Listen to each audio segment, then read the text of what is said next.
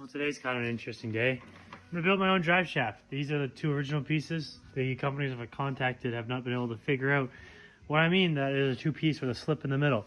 So now I need to go see if I can get the flash to turn on. Maybe not. But I got a U-joint here, and I got a U-joint here, and I need to have a slip in the middle. So I need to keep this slip, but they can't seem to get that through their head. So the plan now is to take off this, and I'm gonna mount the slip yoke directly to the transmission up there because there's no slip yoke in the trans. And then I'm gonna use this as my main shaft to go to the back, but I probably have to cut it to add in a piece of this shaft. So I'm gonna go press out this chunk and then make one shaft out of that piece mainly. So I got my final measurement here. I just strapped that in, put a couple zip ties because they're not quite the right fitting, so I'll figure that one out when we get to it. And I'm 9.5 inches until get about 2.5 onto these threads. So I don't really know how far in I'm supposed to go, but I figure that that'll probably be enough for what I'm doing with this car. So I'm gonna go cut 9.5 inches out of that tube that I'm basically junking, and I'm gonna weld it into the front of this one or somewhere along it, and she should be dialed. So now I'm just tacking the drive shaft together. I already cut the other piece out. I put this backstop so I could put it up against the backstop and then just pay it along the line.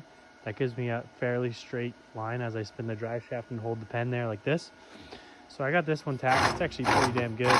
I'm trying to TIG weld it to reduce the amount of heat door stick, heat warpage, whatever, and weight that I'm kind of off balancing it. I'm gonna tack this end on, and then I'm gonna go check if it works, and if it's the right length, I'm gonna weld it solid. And it's not gonna be balanced, but it'll get the job done for now. So you can tell there's gonna be a bit of a shake, but it's not too bad. And ultimately, I have two goals: be able to drive the car in and out in the shop, and I can bring this to the drive shaft guys who can just build it exactly as it is. So if I have a prop shaft per se, then they can just copy it and I'm good to go. Now I'm no TIG welder, but that ain't half bad. I just learned to do round tubing. Done one or two, but that ain't bad. And that's with filler, so I'm gonna burn out this one now, and then this drive shaft's gonna be good enough for tonight. Let's see if we can't get a little bit of welding going on that video there. Now that I have the video going though, I'm probably gonna do bad welds, so it's a catch-22.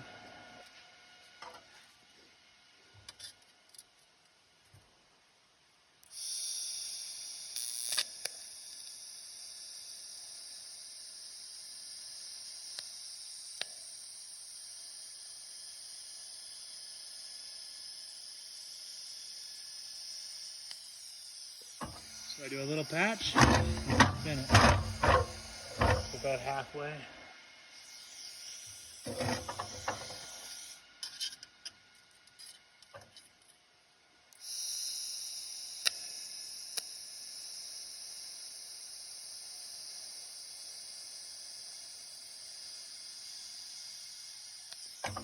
And you just want to keep cycling to reduce the distortion. So the other weld is right here, so I'm going to weld just beside it.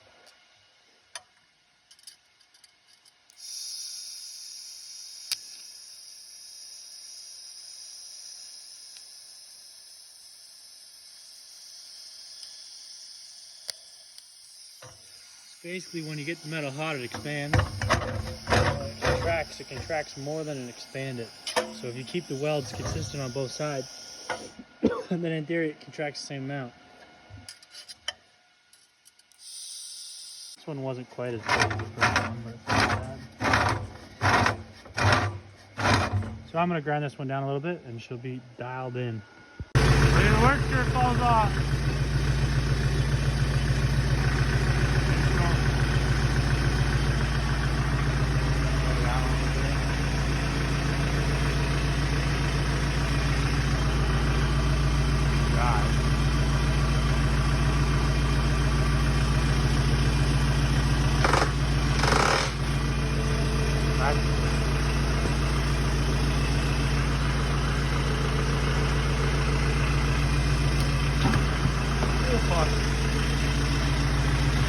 So other than getting a conversion joint for the rear, because I was just making some jank shit, it seems to work. So T-Bird's basically ready to drive, is what I'm seeing. Along with a lot more hours of fixing problems, but whatever. I can stay there.